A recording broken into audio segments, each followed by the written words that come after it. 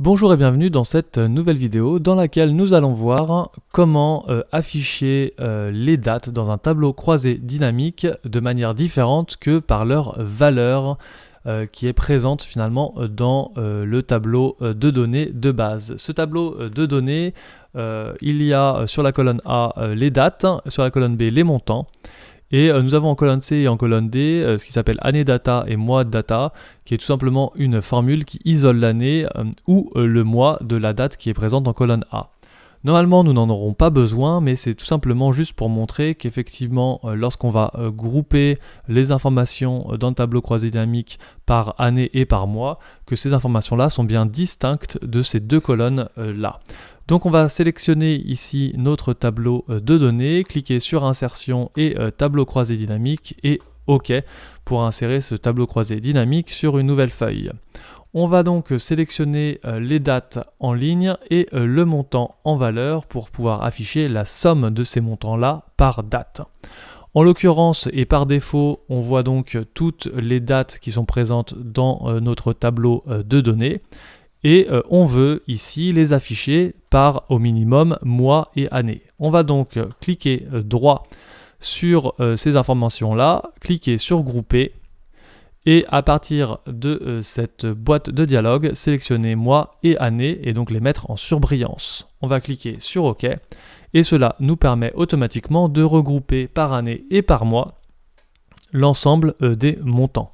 Donc on peut maintenant afficher la somme des montants par mois et par année.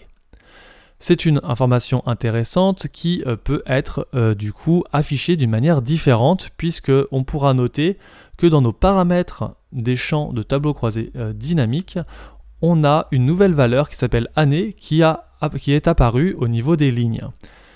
C'est important de le savoir parce que ça veut dire qu'on peut changer ce paramètre, on peut aller le mettre par exemple en colonne, ce qui nous permet directement de pouvoir comparer les années en colonne et les mois en ligne.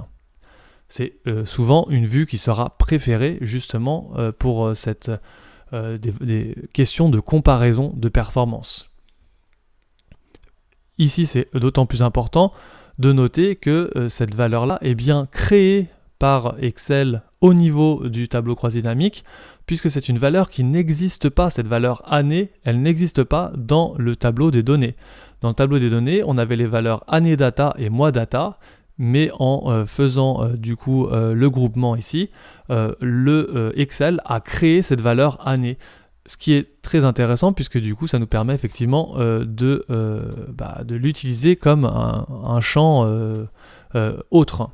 On peut venir aussi rajouter des informations. Ici, par exemple, je peux venir chercher aussi le trimestre.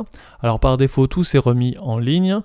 Je peux donc après bouger mes valeurs, puisque je peux mettre année en filtre et trimestre en colonne, par exemple. Bon, l'intérêt là est assez limité, mais bon, voilà, c'est plus pour illustrer le fait qu'effectivement, tous ces champs existent au niveau du tableau croisé dynamique, même si nous ne les avons pas dans le tableau de données. On peut donc du coup après jouer avec les informations en fonction du besoin assez facilement. Lorsque l'on veut renlever toute cette vue, on peut cliquer droit et cliquer sur dissocier pour revenir à la vue de base. Donc voilà, pour rappel, il suffit tout simplement d'aller sur la ligne de données des dates, de cliquer sur grouper et de sélectionner les informations par lesquelles nous voulons les grouper et de cliquer sur OK pour changer cette vue.